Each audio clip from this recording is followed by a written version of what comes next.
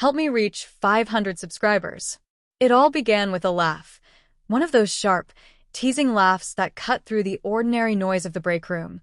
The hum of computers, the clatter of coffee mugs, and the soft chatter of colleagues. I was standing behind the glass partition near the HR office, clutching a small box of pastries for her team.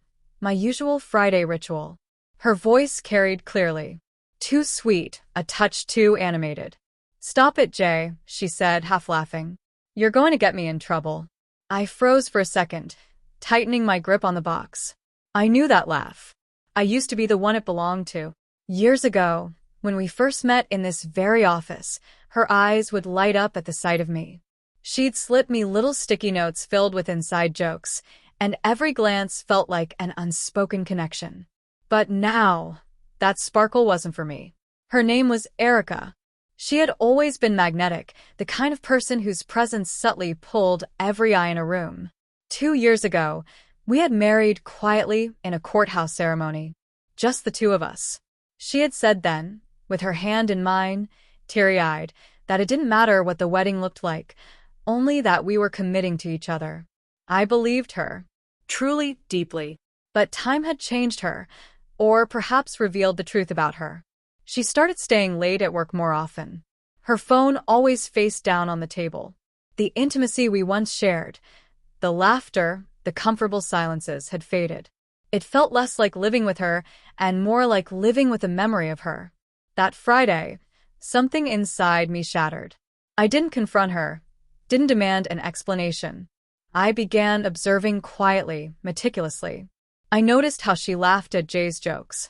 How she lingered after conversations with him near the water cooler. How she never mentioned his name at home, even though they clearly interacted often. When I questioned her, she brushed it off easily. "He's married," she said.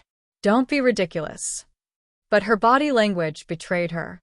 The way she flicked her hair, the way her eyes darted away when I brought up the office. I saw everything. I wasn't ready to fully face it, though. One night, after she had fallen asleep, I unlocked her phone. I hated myself for the betrayal of trust, but I needed answers. I needed the truth. And there it was.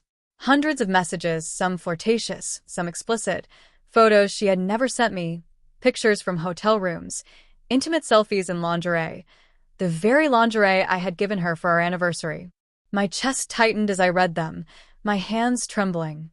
"Last night was amazing," he had written. "I love how you taste." Her reply was a simple heart emoji and another photo, smiling in the black lace I had chosen for her. I stared at her sleeping face, wondering if she was dreaming of him. I didn't wake her. Revenge, I realized, wasn't always loud. It could be quiet, deliberate, calculated. I spent the next week planning, while maintaining the mask of normalcy. I smiled, made her coffee, kissed her goodbye in the morning. She needed to think I was blind to everything. Then I wrote the letter. Not an angry outburst, not a tear-stained confession, but a precise, cold record of every betrayal. The messages, the dates, the photos, my observations, and finally, my farewell. I didn't hand it to her. No, I had it delivered. That Friday, as she sat in a team meeting with Jay and a few colleagues, the receptionist handed her a crisp, white envelope addressed to her. She opened it casually, started reading, and then froze.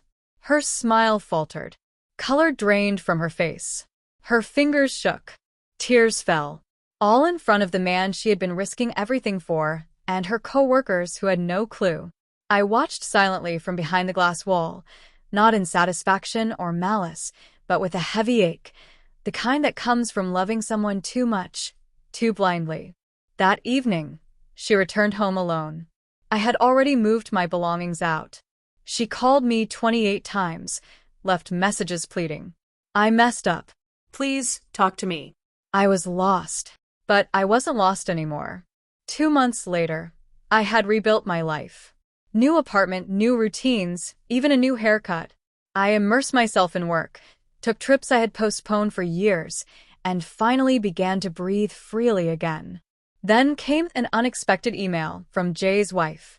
She had found the letter. She thanked me. It had given her the clarity she needed, helped her see the truth, and she had left him, taken the children, and reclaimed her life. As for Erica, she quit her job, moved back with her parents.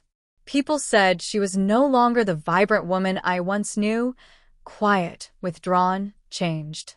And me?